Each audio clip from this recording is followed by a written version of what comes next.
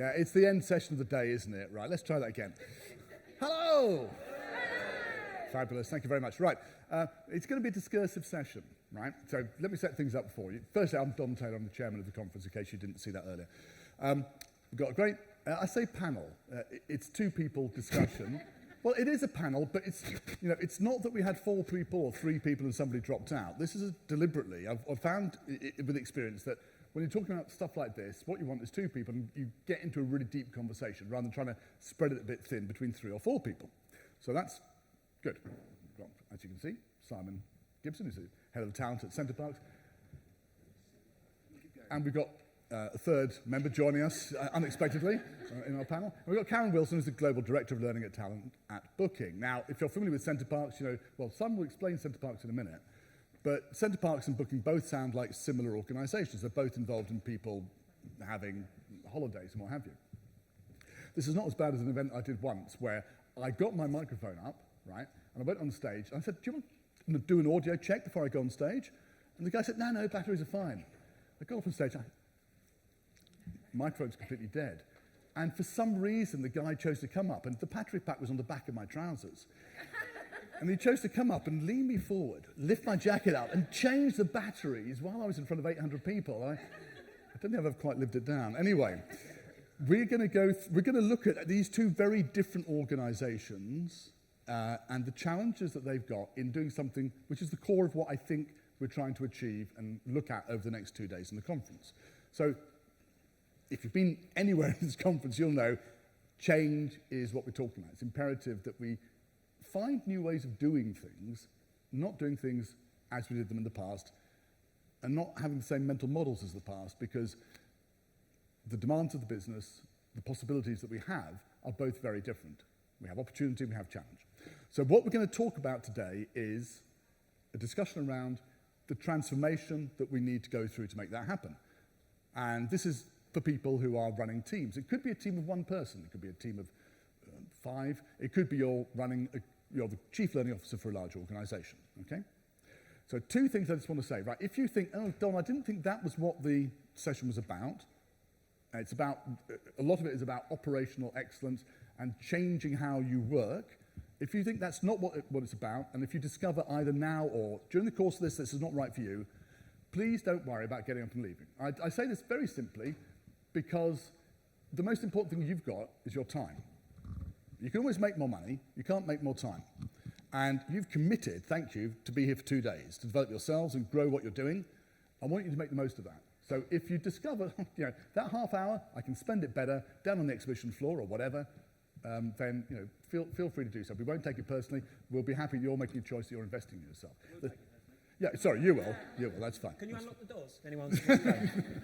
The other thing is, we are going to be a bit chatty. We'd like people to feel confident about sharing stuff. So if you're, and I basically like to be by myself a lot of the time. So if you're at the periphery and you want to stay on the periphery, that's fine. But if you want to move in a bit and take part in the conversations we're about to have, that would be great as well. So you decide if you want to shuffle up next to somebody, and if you find somebody shuffle up next to you, basically to the cheers of the rooms around us. If somebody's shuffling up next, good in now.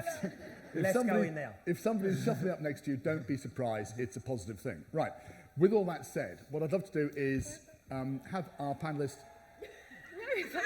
Okay. All right. Now, seriously, they can't have a look in there. They can't out-cheer us. All right. Okay. So I don't care that this has nothing to do with the event whatsoever. We are going to give a hooray in a second. It's going to take the roof off. Are you ready? We're going to do 3, 2, 1, hooray. Then we're going to get back to what I was saying, all right? So are you ready for a hooray, yeah? Okay, right. 3, 2, 1, hooray! That's all done. All right. Back to where we were. So I'd love to get our panelists to introduce themselves, and then we're going to fall into a conversation. I'm going to ask you a question, and it's a core question to what we're dealing with. From that, we're going to launch into the panel discussion. So, Simon, would you like to quickly introduce yourself? Oh, you've chucked me one now. I said Karen was going to go first, but, so yeah, I don't mind. So for those that don't know me, my name's Simon Gibson. I'm currently head of talent at a small company called Centre Parks. Hands up if you've been. Thank you. Yeah. Great. I can't do anything about the price, right? So that's what it is. Especially in the holidays. Thank you for the parent. Yeah. I haven't got a traditional career in L&D, and apologies if you've heard this story before, but rewind to 2008, and I was working for a small company called NatWest, and they said, Simon, you're top talent, and a secondment move's come up. I said, that's great. I don't know what secondment means, and I don't know what top talent means. And that is kind of my genesis into the world of L&D all those years ago. Thanks for the cheer. Basically, yeah, I've just followed that through. I went through quite a few roles at what was NatWest, RBS, NatWest, through that flip-flop and through the financial crisis. We'll talk a bit about that later on. I've got a bit of a view on that, on skills and capabilities. I've been fortunate enough to work across the planet. I've worked for really large organisations. I've worked for really small organisations. I've been that one person, L&D function, and I've been the head of the really big function and had lots of money to spend. And there's some answer somewhere in the middle of that as well. And so, yeah, pleased to be here and going to talk a bit about, what I think makes a good L&D function and hopefully have a bit of a good debate with us as the audience. And is it fair to say, Simon, that you're not worried about causing rippling things and making waves wherever you go? I don't have a problem with that. I've got a bit of an MO on that, and I promise I won't swear. Okay, right. Good, all right. And you've typically gone through a number of organisations. In contrast, Karen, you've been at Booking for how long? 8 years. Well, 8 years in the family, yeah. Right. Yeah. So, and I think we're also obviously a travel company. So, who's been to Booking.com and used the app? Yes. We win. Our prices are great, so I'm not even going to go there. So, yeah, so I've been part of the Booking family now for 8 years. In the last 4 years, I've been obviously directly working at Booking.com for my sins. But I think prior to that, I've spent about 18 years in the L&D kind of craft, let's say, as we call it. And I think the last 10 years, I've really focused on my sweet spot has been on transforming L&D departments. And I'm about my 4th or 5th now, I think, coming up, hopefully maybe my last, because they're so tiring. But like, it is a very much part of kind of how I've lived and breathed for the last kind of 10 years. And I've learned a lot along the way. No of those transformations have been the same. None of the reorgs have ever kind of panned out as you also think they're going to pan out either, unfortunately. But yeah, so that's me. And I think before I came into L&D, though, I came through quite an interesting path. I was actually a salesperson for about 5 years. So I had a very much commercial background, and I think that has helped me so much in now being a part of an enablement function, because kind of the ROI side, the resilience actually of what we do, I kind of learned so much from kind of cutting my teeth in that kind of really hardcore sales environment as well for quite a long time. So definitely helped me along the way. But I think I also like to add, I'm a mum as well of 3 very energetic, kind of extraordinary daughters, all under the age of 11. So when people say, oh, Karen, like, what hobbies have you got? I'm like, no, I literally drive them from activity to activity, and that is my life, as the short term would be. So I'm sure many of you can relate to that kind of whirlwind as well. So yeah, that's me. Again, delighted to be here. You know, it's really nice to be in a room where our craft is so well represented nowadays as well, right? And I think having all L&D professionals now together to share, and I think Josh Burson mentioned it earlier as well, how we are good at talking and collaborating. So this is a great opportunity to make this kind of a two-way discussion as well. So I'm hoping we're going to learn a lot from you guys in the room as well today. Brilliant, thanks. I've got a bunch of questions that we've discussed beforehand that we're going to go through. Before that, I'm going to ask you a question. All of this is going to, I've got a hard stop in my notes that we're going to stop and just say, right, now let's open it to the floor. So we're not going to religiously go through 7 questions. We might get through 2. We're going to throw it open. If at any point you think, well, hang on, I'm not sure about that, or I'd like to add my point, just throw your hand up. Let's have a conversation, right? That's the point of the way things are set up. The question I'd like to ask you, and I'm going to ask you to do the familiar thing of turning to the person next to you and discussing this. What one thing, given what you've seen so far at the conference, what one thing do you think you would do differently, or will do differently, when you get back to the office on Friday or Monday? What one thing do you think you'll do differently? Because for me, that's the beginning of the conversation we're going to have today. All right, so turn to the person next to you, or find somebody near you can speak to. You may shuffle along, and let's hear what you've got to say.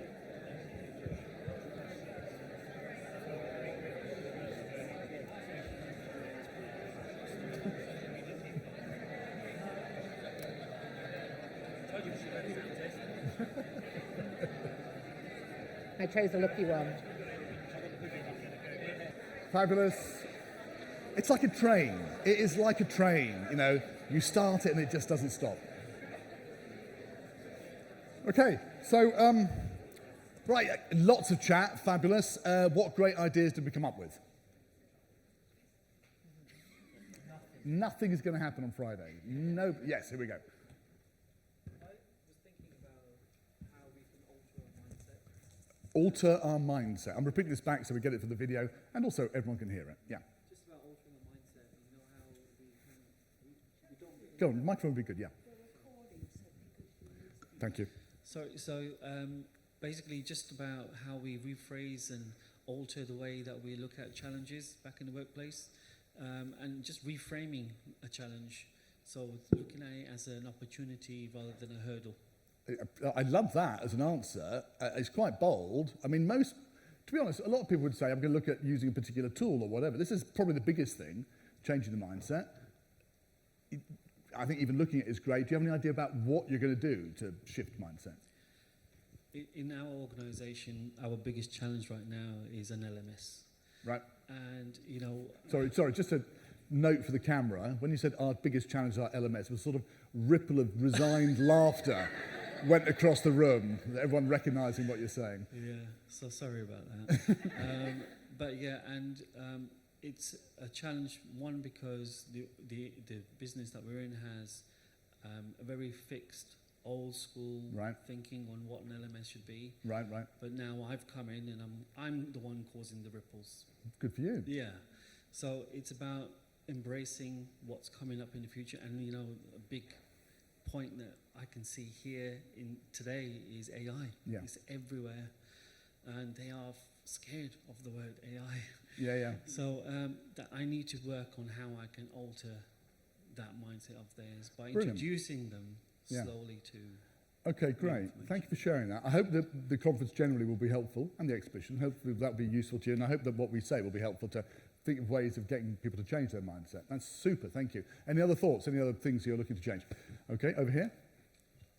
Thank you. Oh, I love your tie. Yeah, we were actually discussing that, so we are like pharma, medtech companies, and so our companies are very concerned about data privacy, risk of leaking any informations by using AI. So we are very slowly implementing self-built internal AI tools. But that is really, really going slow. So we were actually discussing that one step could be to prepare ourselves for the change, which is coming slower than maybe in other areas, but it's so getting ourselves ready with the skills needed to support the change. Without necessarily using data that's dangerous to share. Thanks. Thank you. I'll add to that it's really important. Sorry, I don't know what's gone wrong with my voice. It's really important to be prepared, not just be prepared for a slow start, because my suspicion is at some point my company will have to embrace it. And just like everything that's been going on lately, it'll happen all of a sudden. And there'll be a high level of unpreparedness because it's always been forbidden. So this sounds very much like COVID, and you noticed no, seriously, in COVID, you noticed that there were companies which adapted really well and they were ready to work remotely, and there were companies that were completely flat-footed. Yeah. And if you've done some of the work beforehand, then when the change comes, you're ready to But move. I did come here last year. Last year it was AI, and I spoke to one of the presenters, I think, in this room, and they said you have 9 months, otherwise you'll be way behind the curve. I took that back, the company restructured again. So yeah, it is just about keeping a weather eye and at least having a modicum of knowledge. I think, I do this research every year, the Global Sentiment Survey. We look at how people think about things. And one thing I've spotted is this sense of the AI shock, which took place last year.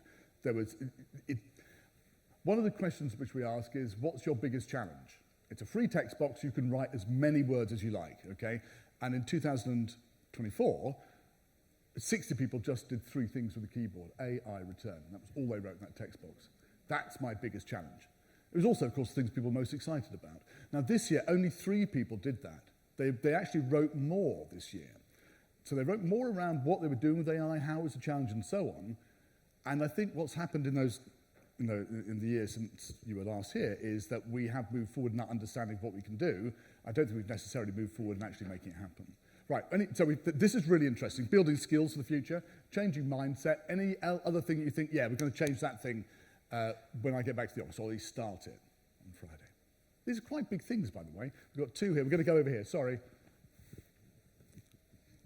And then we're going to crack on. It's definitely not something I'm going to crack on Monday, but in terms of starting to think about future OD of the learning function, probably less relevant in a smaller company, but when you've got a large-scale learning function in a 60,000 colleague organisation, I think the whole point this morning from Josh's session on kind of decentralisation, I think AI will take away some of the tactical change, knowledge-based learning we do. So yeah, I think, again, AI is just going to make such a difference, not just in the running of the learning function, but in some of the activities just going. For sure. So I'm keep the microphone for a second. What are you going to do about it? I think there's probably a 2 to 5 year plan around what your content strategy looks like. Yep. Which is going to change depending on how the knowledge management systems come up and how those agents all work together. And then ultimately what your learning proposition is going to be in the end. I feel I might be in a good place because I've got the group-wide proposition. I think that's a really interesting phrase, what your learning proposition is. Let's take that and run with it a bit. Thank you so much. I know everyone's got great stuff they want to share, but we're going to carry on now with the questions. Obviously, we're going to get Q&A and interaction as we go on. Throw your hand up if you've got something you want to say. Let's crack on. We agreed some questions beforehand. No, hang on, sorry. I've been doing all this stuff. What's your reaction to all this? I've got some points. Go on. So to start with our contention, I don't think we have. Look, content's not your problem, and the learning system isn't your number one problem. If I had 100 of your business people sitting in this room, I'm going to bet my children's lives they wouldn't say that to me. But to be fair, the point here wasn't the learning system, it was the attitude about the learning system. Yeah, no, I love that bit. Okay. Yeah, I love that bit. So I buy into the mindset and the shift, which hopefully we'll talk to in some of our experiences and what we're doing. So I think I really like your point of how do I start to reframe and shift and think a bit longer term. I wrote down, why do we exist? Like genuinely, it's a bit existential, Simon, what are you talking about? And I'm like, why do you exist then? What's the purpose? Because if the purpose is to serve stuff, then you are going to be obsolete and you will get overrun by technology. If the purpose is to add value, maybe that's a different conversation and we can share some of our experiences. And that comes down to the learning proposition. Was it learning proposition? Was that? Yeah. What's our proposition? How, and is it around delivery or is it around value? Yeah. Well, no, I think, and I understand the LMS, right? And I think I'm obviously work for a tech company, so the tech stack for us is actually really important, right? And I would include the LMS in that. So I think in order for us to have the freedom to operate in the places where we want to prioritise, which is to get up close and very personal into the business now and where we can actually add value, then some of that I just need to work, right? And I don't want to spend time, I just need it to work. And I think to your point about the kind of what it will take away, again, I think that taking away that tactical stuff, again, is a good thing. That's really refreshing, right? It means you can actually focus on the things that are going to make a fundamental difference to the business. And I think if we don't shift into that direction and embrace it, you know, if we're not relevant, we will be redundant, right? And that is not a place any of us in this room really wants to be, because we're passionate about what we do, exactly. And we see the value when it works. Like when we nail it, we really can see the impact that we have, right? And it's when we spend too much time really quite often in that generic space, and I'm a bit of a yes person, you know, I like to people please along the way, and we take on far too many asks and requests quite often, and then we get dilute our offering to the business share, and they then don't see that value. So I think taking away some of that, actually, I salute that, and I think the more we can do that, and the more the technology can help us, which again is where I do think we need to invest in. Possibly we need to alter the proposition in conjunction with changing the mindset, so people aren't expecting us to be the pizza delivery company, but rather something more creative and more in line with the business, and we're offering the right things. I asked you if you could do a quick opening statement of where you've come from and what you're doing. Do you want to do that now, or do you want to get straight into questions? Let's get straight into questions. Straight into questions. Right, let's do that. Come on. Sorry, I've got... It always sounds so good when you write it down, then you think, I'm going to read this in front of people. It's incredibly wordy, so bear with me when I read the first question. Do we really need to change how we work in L&D? what's wrong with what we're doing now?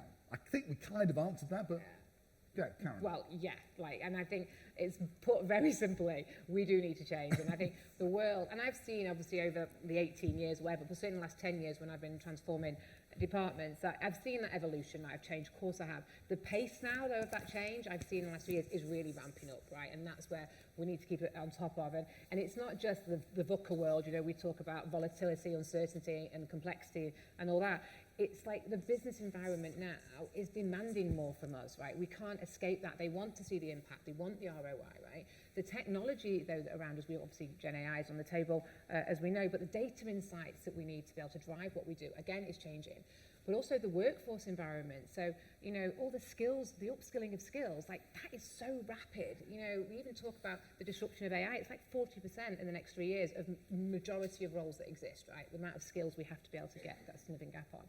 And then when you look at employee preferences, right, how much that is changing as well. So, you know, people, don't have much time, we know that, but their actually attention span is like, and I'm mum of 3, right, their attention spans are really low now in the organisation and the younger people coming in, and we have to solve for that more so, but also they want more personalisation, right? They want this to be, well, what about me? What's in it for me now? So the generic, more kind of sheep dipping approach that we used to be more renowned for, you know, that's not our luxury anymore. And if I look at the service we deliver, you know, and you know, and I'm quite critical, I think, of what the work we do. Like, I don't think we're quick enough. I do think our time to delivery is too slow. Like, I do think there's duplication in the organisation, and I look around and I think, yeah, like, you know, we're not being cost effective. We're quite labour intensive still. You know, there's some manual processes that probably in my comfort zone that I kind of hold on to, and I'm like, okay, that works, so I don't break it, you know, it's not broken. And I think, so taking that into account, we do need to transform, and we need to open up to that, and obviously we'll talk about how it looks like shortly, but certainly, yes, I fundamentally believe. So there's external demands, some of the external demands are from people in the organisation, how they choose to learn, how they choose to take on board content, demands from the business that things need to move faster, requirements are changing, and this is all happening faster. When I used to work in the 1990s for a classroom training company, it was a really fun time. We were growing during the course of the Windows releases coming out in the 1990s, and we would put out a public course schedule once every 6 months. Right? And that was, my job was to deliver some of the courses and to prepare the marketing materials. And it was a period of great comfort in the sense that you knew exactly what was going to happen. And your greatest challenge was the operational excellence of filling a classroom. And I cannot imagine that being an operational model today. So, Simon, do we need to change? Why? Why do we need to change? Well, why yes, and what we do. Right. But so I'll go back to my quick banking example. So 2008, financial crash in this country had ramifications across the globe. Trillions of dollars were lost. Thousands, if not millions of people were displaced. This country commissioned a report. What did they commission a report on? The skills and capability, all the way back, 2008, the skills, and you still find it, the skills and capability this country is lacking to become more productive. So stick with my productive bit, because I'll keep talking about that. So why do we need to change? We knew way back in 2008 that we needed to change the things that we were working on, that we were educating people on, that would have a massive impact to just this tiny island that we operate on, and some of us operate on outside of this tiny little island, right? It's like the middle of the perfect storm, because there's scarcity of people, there's scarcity of skills. We have that wonderful thing called Brexit, for those that remember it, that had a direct impact on what? The skills and capabilities that people were bringing to this tiny island. Now, these are massive economic factors. I'm no economist, right? But you can follow this trend all the way back for 15 or so years. Erstwhile, our function, who spend billions of pounds a year, continue to make little or no impact. What's happened on the skills gap? It's got bigger. It's got worse. But hold on, we're custodians of billions of pounds that we spend every year on upskilling, reskilling and developing people. But the skills gaps got worse. So that's where I'm kind of going, how can we not see what's going on? I'm not saying, by the way, everything I haven't done is by no means perfect in what I've worked on and how it's worked in other organisations. But I think there's just a real perfect storm of we've got to change our narrative, we've got to understand those macro factors of pace and volatility, and where that business is at in its moment in time. I've worked in lots of different businesses and size and shape that are trying to do different things at different times. So maturity definitely plays a part, right? 'Cause people on different Turns journeys with that. It's there. So if this was a movie, it would be a disaster movie, right? Yeah. But it's not. Something horrendous has happened at the beginning, and we're all realising that we're in a bad shape, and we need to get out of it. How do we get out of it? So the rest of this now needs to be a dialogue. What do we do, right? Because we can spend a lot of time dwelling on what's wrong. Yeah. Right. So how do we get out of it? What's the alternative? What should we be doing instead? In broad brush, and then let's start looking at some of the details. Yeah, and again, this is supposed to be practical, right? For Yeah. us to talk about as a room of practitioners or people interested in working in this field, what can I go and do? What can I learn from? What can I think about? My simple piece of advice, and I told Don this the other day, if I was to look at your L&D spend and I didn't know the name of your company, would I be able to work out what your company's doing? Because I think you should be able to do that. Or do you look really generic and you look like you do a load of leadership training and a load of management training, or a load of different things? Or are you working on your tech stack and are you working on certain skills and capabilities? My practical piece of advice is really learn and understand how your business makes money and find and understand some of those pain points. That, full stop. Okay, so the key thing there is, firstly, you start off with understanding the business. That's the key thing, all right? What do you add, Karen? Well, I think, and it is But by the way, I'm going to come back to you and ask you, how do you do that? Bigger organisation, the more difficult it is to do. Karen? Yeah. So I think it is about getting close to business, and I actually talk, and if I had a flip chart, I could draw it. So imagine I talk about our role of learning being like a bit of an egg timer shape, yeah? So two triangles kind of inverted on top of each other. And I think if you look at the top down of that piece, our role is to look at the business strategy and say, right, what are the skills, knowledge, and behaviour gaps that are going to prevent the business from achieving that strategy? Right? And you need to get into those and hook into those top three and make sure there's a capability plan that's sitting right underneath that, yeah, that we are driving and supporting with, okay? Then we have, though, what we call the bottom-up approach, right? And that is serving the employees. Right? So they look at their individual, maybe, objectives they need to achieve in the year, what skills, knowledge, behaviour do they need to achieve those objectives, or their career aspirations if they're looking a little bit more into the future space. So you've got that bottom up and that top down, and in the middle is L&D to try and kind of navigate between the two of them, yeah?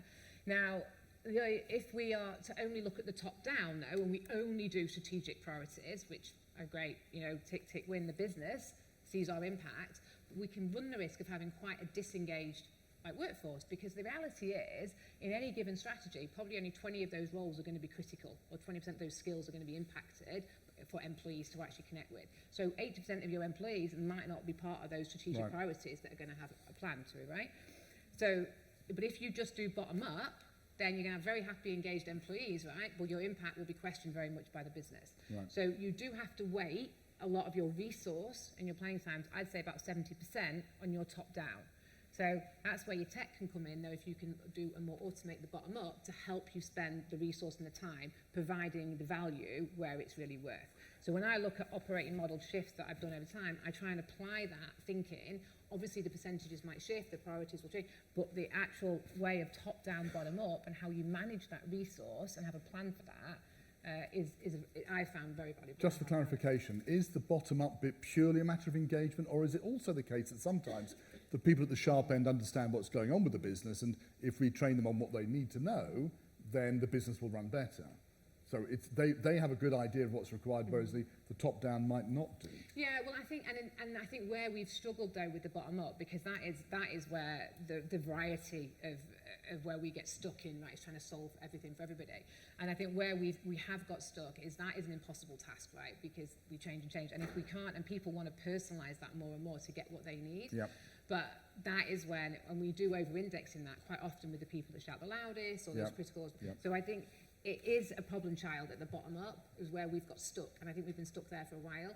We need to find a way of releasing that to get into that top-down priority, because that's the bit that's going to add the value. I think you're right that Lauren Niles Hoffman does a really good piece on how if you are only responding to people, then you absolutely end up with people demanding things which are utterly unnecessary for the business. All right, so I'm going to ask you how you do this in a second. How do you actually find out what the strategic needs are? How do you actually find out what the bottom-up piece is? Simon, I said I was going to ask you, how do you do this? How do you get closer to the business? Yeah, and again, I'm going to repeat some And things.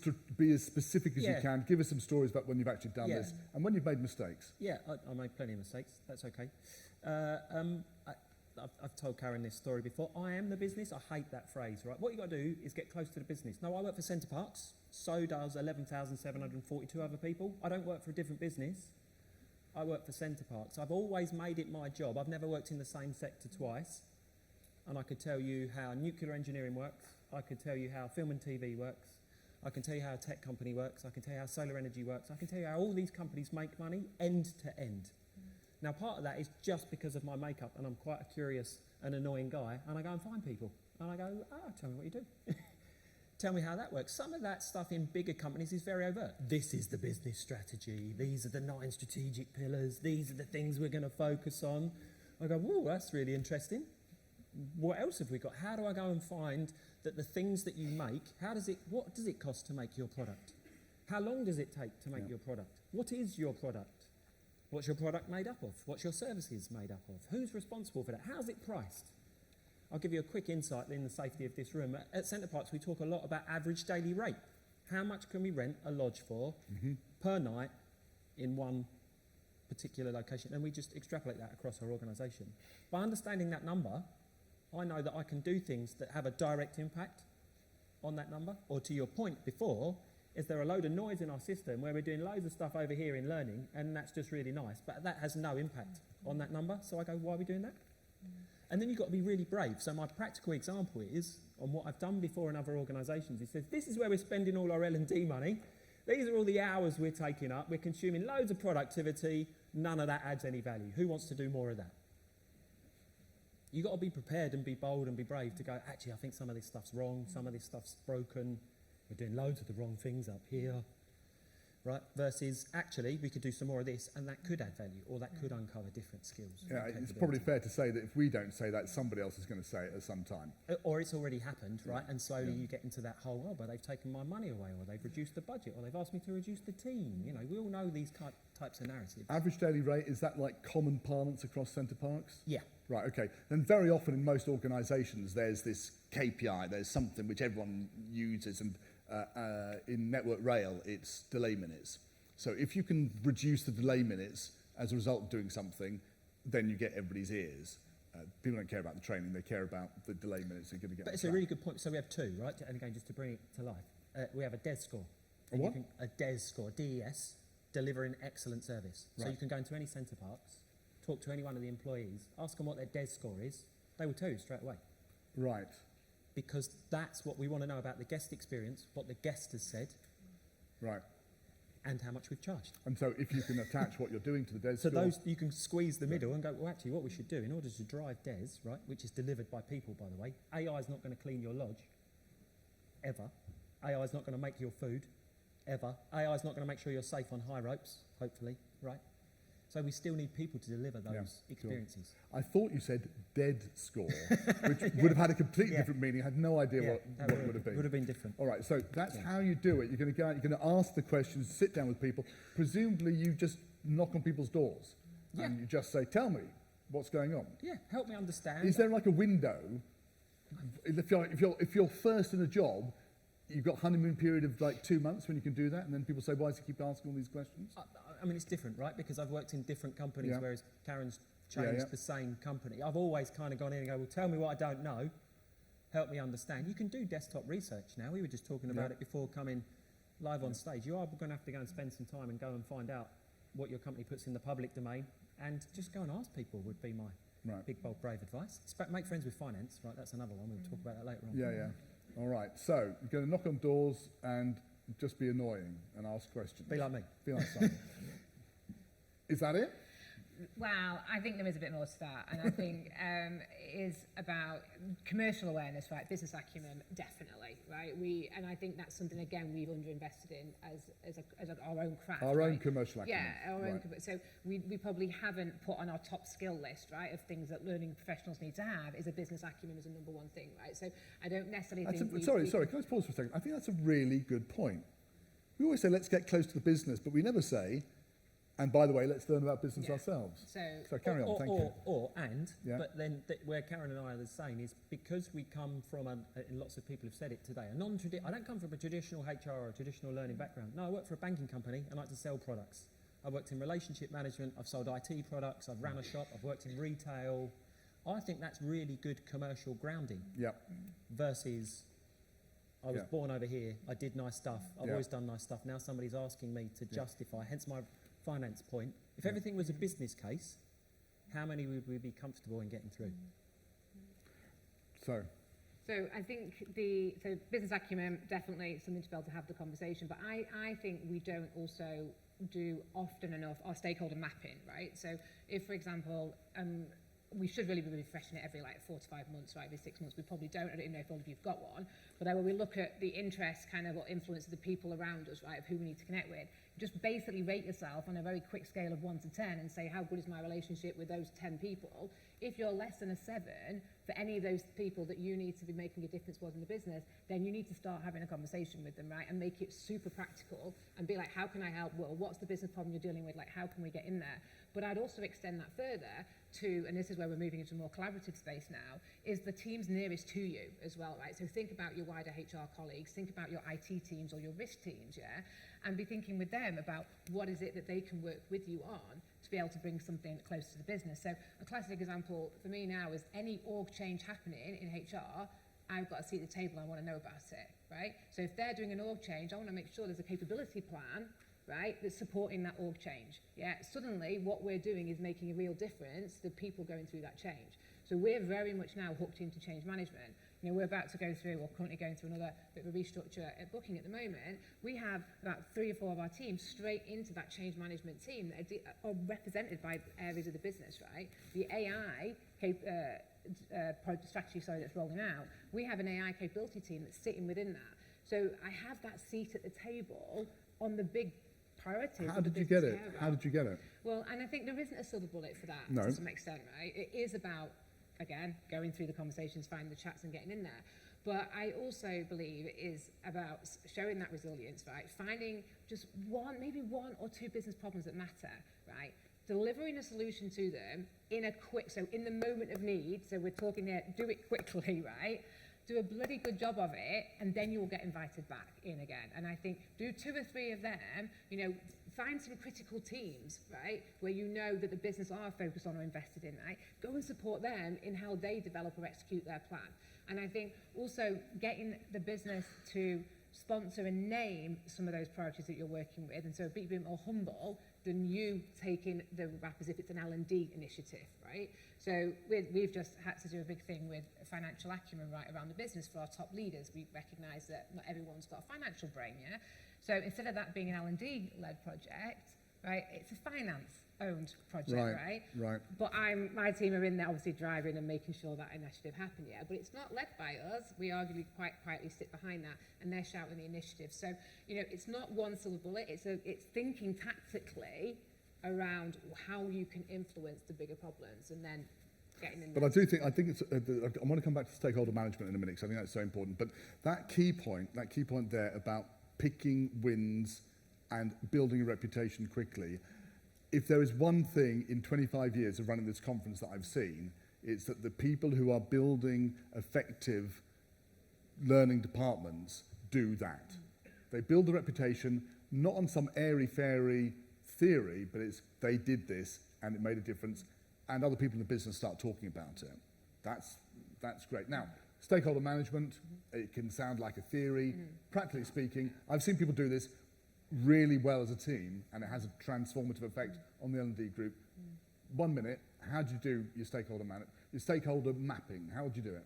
So, I mean, I've probably seen the theory, right? It's a 2x2 grid, I think, with interest and influence that go each way. But you just slow down, because maybe not everybody got that. You've got one axis, which is impact. Influence. Yeah. Another one, which is interest. Yeah, Okay. right. And it's basically saying, like, those people in the business, the business leaders that you are connected to, okay, what interest do they have in what you're doing, or what can they do to influence also what you're doing, yeah?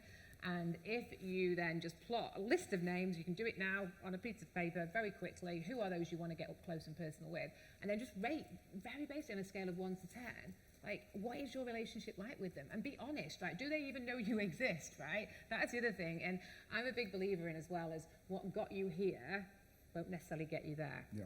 And we often stay in our comfort zone with our relationships, right, with the stakeholders. Yeah, so we just kind of think, because we've been in somewhere quite tenured, or people know who we are, that we forget that people move on, people evolve, right? And we have to let go sometimes of the relationships that got us where we are today. And we know this a lot in leadership, you know, it's a very kind of thing in leadership pipeline work, is what got us here won't get us there. And go and actively invest and find those new stakeholders, right? So in the last kind of 2 years now, I think I've shifted very much from being quite HR focused on probably a lot of my stakeholders and investing more in my boss's boss or those type of thing, into, you know, getting to understand the IT people, the data people, right? The tech stack, people who can actually bring skills to me that I don't have or ever will have probably in the resource in my department, but will help me get access to where I need. So I think it's do that stakeholder map. It doesn't take long. Really take it seriously. Only pull out maybe your top 5 that you think you want to work on, or top 3 in every given quarter, but then rotate it and keep going at it. And that will give you some doors straight away for you to walk into with opportunities. I love that as practical advice. I would add one thing. If you're doing that as a team, very often the discussion about, is this person useful? Is that person not useful? Yeah. It really throws up some interesting stuff that everyone had assumed in the team was you all knew, but actually it's information that's locked in someone's head. And of course, some people can have a negative influence. So there may be people, might want to focus on the people who you have a low quality of relationship with, and they could possibly have a negative influence on what you're trying to do. You're trying to pull those people at least into being neutral about it. Right. We're probably at the point where we need to stop talking and start answering questions from everyone in the room. So let's start doing that. Where we've got to, so I think we've got to question 2 of 7. Okay, so we've got lots more we can get through, but I really want to honour your commitment to being here.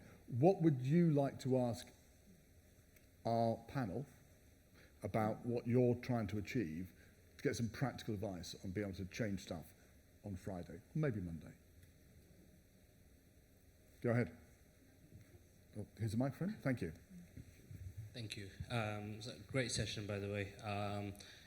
For a newbie, when I say a newbie, someone that's new to the organisation, what strategic advice in terms of strategic change would you give to build those stakeholder engagement? You're new in the organisation. You've had lots of experience of being new, Simon. I'm always Mr. New, right? We'll probably talk about it later, but one of my top tips is, like, curiosity is a superpower, and it's so underrated. Help me understand what you do. Help me understand what your team does. Help me understand what your department does. What gets in the way if you're doing that more of the time? What are some of your pain points that you've seen? You could keep going. You don't need me to tell you how to ask the questions, but don't underestimate the value of just going, look, I'm new, I'm here to understand the direction of travel. Where are you trying to get to? What does that look like in 12 months' time, 18 months' time, 24 months? Maybe that's a bit far. But yeah, some really simple but pointed questions. And to add to that, don't underestimate your own superpower of having fresh eyes in an organisation as well, right? So I always find that very powerful. So any new person that joins my team at around the kind of 5-month mark, I try and have what I call the good, the bad and the ugly kind of conversation with them, which is to say, like, you know, tell me what you see is absolutely awesome, right? What we're doing well, love that. But more importantly, tell me what you think is difficult, where you've seen the friction points. Like, they've got, like, experience, we've hired them for a reason, they've seen other organisations do best practice, we can all learn from that. Like, get those fresh eyes in. So I'd also say, you know, absolutely go and find the stakeholders now you need to find, but also don't underestimate some of those inner things that are telling you, this is quite right, this is, like, feels broken, there must be a better way. Like, that is a post-it note I have on my laptop all the time, which says there has to be a better way. Because I think it's a question we should need to keep asking our teams and of ourselves to kind of push that through. And 4 months is a nice time as well, because I think you kind of get past that window of, you know, there's maybe more behind, you don't know why it's there, to actually, but still be fresh enough to not have been converted into the way of things. I think that, when you're asking the questions as well, I would always ask, what does it look like if you succeed? And what happens if you do nothing? Yeah, I love that. Yeah. What if we were not to do that? Yeah. And that gives you the Kind of cost of not acting. exactly. Cost of not acting is something people don't usually think about. What else? Any more questions? Thank you. Hi, my question is around the capability plan that you mentioned. So what would be in and out of scope for a capability plan? It's a really good question. But I deal with a whole spectrum of businesses, so from small to medium business to very large enterprise. So how would you adapt a capability plan to make sure that you're asking the right questions for those, for that spectrum of size of business? I love that question. Thank you. Yeah, what's in and out of scope? And can we just say what we mean by capability? Yeah, so I think when I talk about capability, and I know these words can be taken in thing, but I talk about skills, knowledge and behaviours, basically. And to the more recently, kind of change as well, like transformational change, because that is still very much part of a lot of what the capability plan needs to happen. So I think it can be as big or as small as you need it to be honest, right? But I think it's about looking, okay, what is in this skill set or the behaviour that you need to shift? How are you going to observe it? But most importantly as well, asking who's the lead of that priority or that project who you're building it for, what do they also interpret good to look like when it's done, right? So and can you articulate back the same problem as they're trying to solve, right? And I think, again, it's not leading with the solution, it's kind of finding that what it is first as well. But then also recognising, okay, once you know what the good should look like, in that capability band should be the broken down elements of how that should be, and not jumping straight away to a program to solve it, right? Which is my other point on this, yeah? It might not be that, it might just be a case study piece that needs to be done, or it might be a simulation exercise, or it might just be a keynote or a mentor or a coach, but we have to open up a little bit more than on our solution next on that capability space as well, right? So, and how do we make it, is it an actionable point that will shift that capability of how we measure it too? So I think it can be as big or small as you need it to be, right? But make sure there's some fundamental elements in there that can evidence the capability shift that you're trying to make. So measurability, being able to evidence that capability has changed. Yeah, and not to keep that pressure, like, we put a lot of pressure on ourselves, right, to find the way to measure something, yeah? That comes up so many times about the question of how we measure stuff. But actually, quite often, the business know the problem they want to solve. They know themselves what good should look like. Get them to tell you the metric, right? And then you serve that metric on their behalf. So I think take some of the pressure off ourselves to have all the answers in our toolkit. Because the reality is when you're going to start working more with business priorities, you're not going to have all the knowledge in your team, right? Because we're not, we aren't in the specialism of that business function. So we do rely on the SME knowledge to come a lot from them. What we do is architect and orchestrate that into something that is actually a tangible learning moment for them. Brilliant, love it. Simon, what's in and out of scope? Thank you. What's in and out of scope with capability? I think there's probably 2 or 3 really simple questions, right? What are the skills and capabilities you think you've got? What are the skills and capabilities you think you need? And what's the gap? Yeah. And then those are the classic 3 questions. That triggers, Go on. is that a learning problem? Is that a recruitment problem? Is that an automation problem? Because remember, you'll have gone and done some homework, right, on who the key stakeholders are. Is that actually we can't fix that problem?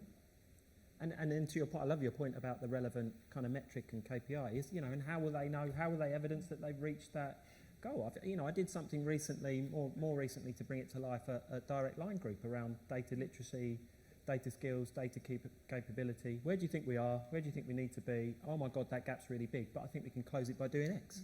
And X was putting a load of people through an apprenticeship program. Right.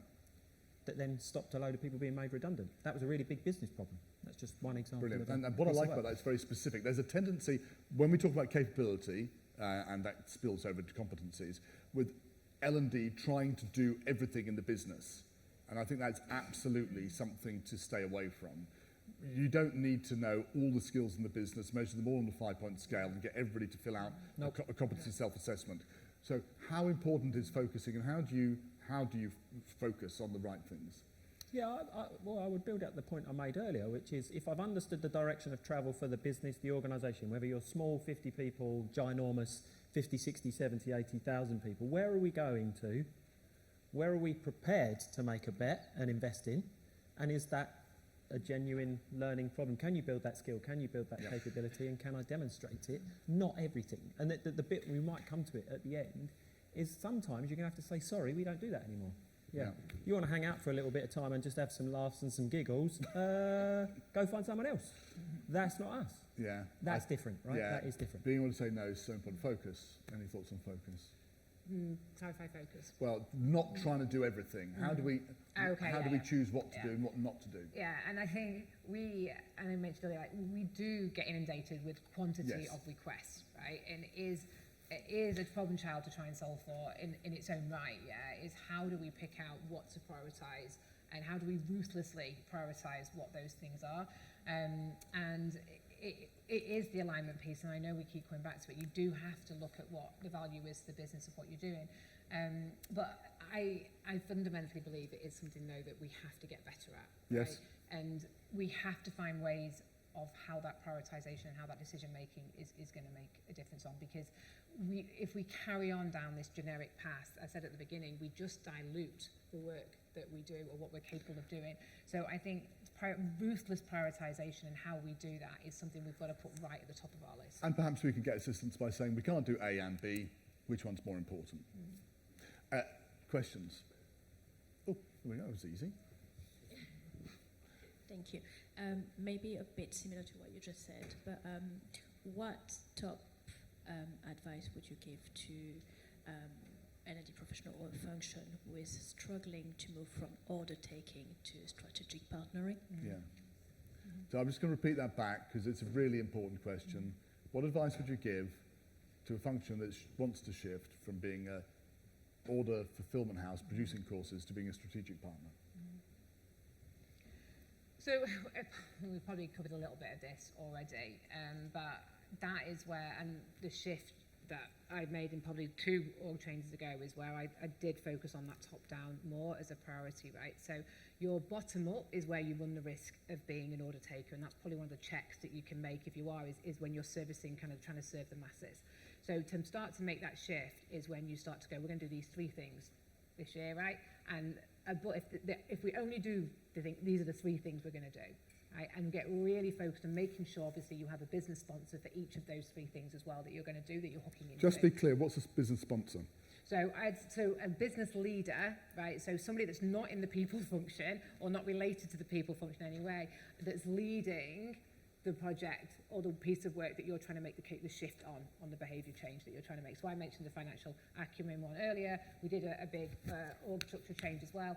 That wasn't my people or HR that were leading that org change. It was the business leader who was actually responsible for the org change and where it was taking place in, right? So make them also be your partner in crimes and get very up close and personal to them.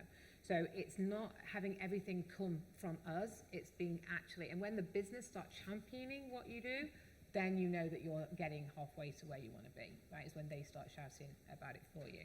So that, to me, is where you need to really focus on. If your top down isn't strong enough, or you can't say, like, even on a scale of 1 to 5, if you rate that, if you're not hitting where you need to be, then that's where you need to spend a bit more of your resource and time to shift you there. I'll add a little bit more.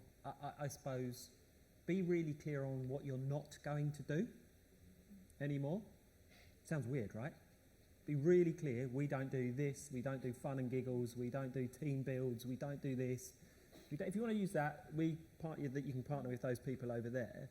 Now, I mean this with as much love and context as I can wrap. You've got to change the people or change the people, because proverbial, if it translates, you could be flogging a dead horse, right, for 12 months and go, I can't really do that. I really want to do these 10 things, but those 5 people are really holding me back. I'm like, well, get rid of the 5 people, because that, at some point, you're going to have to bite the bullet, make a leap of faith. However you want to translate those words, is some people, maybe some people in this room, right, can't make that transition. And that's okay. There'll still be work for them, but your work's going this way, and you want to do these things, or your company wants to do these things. That's a balance we're always trying to find, especially if you're in the top seat or towards the top of that. That's quite hard. That is quite hard to make that call. But sometimes that's what's going to accelerate your shift. Unless they're critical teams, definitely support them. Yeah. Apart from a chosen few. Yeah. I had a very good conversation with Chara Balasubramanian, who was the Chief Learning Officer of BP at the time, and he was talking about, he's a really nice guy. who was saying, Donald, you want to do this job, you've just got to have a thick skin and you've got to be prepared to make enemies. I thought, oh, I wasn't expecting that. You know, I was expecting to say something nice and comfy, but his view was, you've got to be prepared to take a stand on something and say, no, we're not going to do this. So, does that sound like something you're happy to do? We'll see. We'll see. It's a good answer. And make it accessible to you, though, right? So if there are things you're going to say no, think about the obvious thing, like the first 3 or 4 things. If you make it very conceptual, you will not change. It won't happen. You've got to make the plan pragmatic, and that's when you probably gather now I talk a bit in numbers, because like, what are the 3 things I'm going to do differently? What are the 2 things that I'm going to do first? Because that way you will start chipping away at the problem. If you keep it holistically and say we're going to change and transform, like it's not going to happen, right? So get a plan and keep revising the plan. There's right? something else Have about using numbers like that. It just helps people feel you're being concrete and serious. For some reason it works. It's like when you send out an email, it's more likely to be opened if you say 5 things you need to do X rather than things you need to do X. Putting a number on it for some reason makes you sound more credible. I'm not suggesting you're not credible, just that. More credible. Even more credible. Yeah, exactly. Right, okay. So, another Someone question. over there. I've got lots of, yes, okay. Gentleman over here, brilliant. It's funny actually, in these questions we're covering a lot of the questions which we were going to talk about anyway. So I'm pleased that we got that. Yes. Hey guys, thanks for the talk so far. I'm wondering how much the rate of change that we're experiencing is forcing you to sort of consider how long-term you're looking at future-fit organizations, the skills you're developing, the platforms and technologies you're preparing for. You know, for example, let's go with the favorite topic of AI. We might be thinking about technologies and skills for prompting AIs as the new skill set, and then pretty quickly, in 6 months from now, that might be redundant. So have you changed your forecast of how far in the future you're trying to be future fit ready? And then it's the kind of chicken or egg of tech inspiring the skill, or skill which is served by the tech. It's I find that a really interesting question. Really actually, interesting. because if you look at the data just come out of the World Economic Forum, right, they looked at the skills, the most relevant skills, I think it was from 2025 to 2030, yeah? And you look at that top 10 list of skills that's needed in the next 5 years, it says things like critical thinking, like problem solving, creativity, leadership. I mean, thank God humans still want to be led by humans, right? So that is a positive. But I was like, oh, well, where's AI and where's tech in there, yeah? But if you actually go deeper into that research, what it does say is that those human skills have to be powered by AI proficiency. And that's the interesting thing that we need to get into, is how that actually plays out, yeah? And I think if I'm to look at the list of booking skills right now that I know that we work on, I will still see show up there, and it's not necessarily a bad thing, but I will still see show up there, Excel, you know, Python, cloud, whatever, project management, you know, they're the kind of more technical skills that the business are focusing on. So already I'm sat back with the team going, we have a gap, right? And that's on us now, those skills from 2025 to 2030. So we have a gap that we need to be able to be getting ahead of if we're going to future-proof this workforce or help the business to be remaining to be relevant, yeah? How do we bridge that back to keep up with this level of change? So already that data is telling us something that we need to be sharper on. Okay, so I think it's a really interesting question of how do we then plan for that, right? And it's on us now, yeah? So, and there is still a day job, right, that we still have got commitments to. Yeah. And I can't just throw all of that out the window, because there is governance, there is, you know, regulations, there's mandatory stuff we still have to be able to solve for. But that is definitely in our line of sight, and it has to be in our line of sight now to plan for when that's going to actually land. But just to drill down on the timescale thing, are you saying, well, you know, we used to confidently plan for 2 years out, now it's dropped to 6 months? Or are you saying, no, it's the same skills we need, but the way we do it has altered faster? Yeah, and I think our planning cycles are coming more rapid now, I think is fair, right? So maybe what was, in fact, I used to work for a Japanese company, they had like a 50-year plan, right? That's well out the window. But like, you know, they are coming down in cycles, and I think we have to be able to and this is where you know, agile comes in. I don't want to, you know, kind of open a can of worms when we start talking about agile thinking, but not in its purest form, but in its thinking capacity, I do think those agile mechanisms really work, right? Is how do we help us move faster? And thinking about plans and strategy, often in a monthly review course. I mean, we all do QBRs, right? So quarterly business reviews. That's now a monthly business review in some areas of the business, right? So, and it's needed to keep up with what's coming in. So we definitely are making that shift down, and those kind of feedback loops need to be coming in more frequently. So I'm booking a tech company. Center Parks isn't. Yeah, it's slightly different. You just freak out at agile. I mean, I like the approach. I really like the question, but I suppose the way I would overlay that and maybe reframe it is it's going to depend on the context of the company, right? My company's 35 years old. We don't have a tech stack. We've only just appointed our first CTO in 2025. We opened our first app ever last year. You know, there are some fundamental challenges to that business. I came to Center Parks from M&S, 120-plus-year-old retailer, right, that was trying to change at absolutely astronomic pace. Unbelievable. It never worked anywhere so fast that made a decision and changed its mind the next day, right? So I think there's just something, and again, that is a skill, and it does take some time with your network, understanding the business priorities. What is our appetite? What's our pay? There's no point me going to Center Parks. Let's land on the moon. We're going to smash it out the park. They're going to go, we just needed to get off the stage, Simon. So that would have been a lot more helpful. So there's just that equation of understanding your business pace, your business appetite, your business speed. How fast can it really move? How fast can it? Because it doesn't matter what we say on this stage. Yeah. If your company can't move that fast, forget about it. Forget about the tech. Forget about the content. Forget about what you buy. It won't work. Don't forget about your stakeholder map, though. You can still do that. Yeah. That'll work. That's a great question, though. Thanks. I'm convinced that the window of the skills right now, technical skills, is changing, and we just need to be more in touch with people to understand what are the things we need to get ready for the future. We've got 7 minutes left. We've probably got time for one more question before I ask for our wrapping up statements, or I've got a question here which I'd like to ask. Okay, if there's no hands being thrown up, I'm going to ask. Go on. Don't go to an auction because your hand was hovering, and you could buy a set of Queen Mary chairs by the stage. I was trying to work out what the question was. Okay, come on. But because it's the similar question around how far forward do you look in terms of how do you measure what skills you have now? So there's lots of, you were saying, John, that you shouldn't kind of try and measure every person's skill, and so it's kind of that balance between. There's lots of platforms out there that will profess to be able to map all the skills in your business, or do you just kind of go on the kind of more gut feel, what's the business telling you what the problem is? So the pace of change, people are developing skills much faster. How do you kind of keep track of where that level is, and therefore identifying the gap, if that makes sense? There's quite a lot in that question. How do we keep track of the skills? I'm going to say, how do we choose which skills to keep track of? How do we then keep track of them? And how is all that affected by the pace of change? Yeah. I'll have a go. We've got about 2 minutes. Okay, brilliant. I think it's a chosen few. Yeah. My experience tells me it's a chosen few. I think my experience over the last 5-6 years tells me it's really hard to go past 18, 24 months because guess what? A load of stuff's going to change really quickly.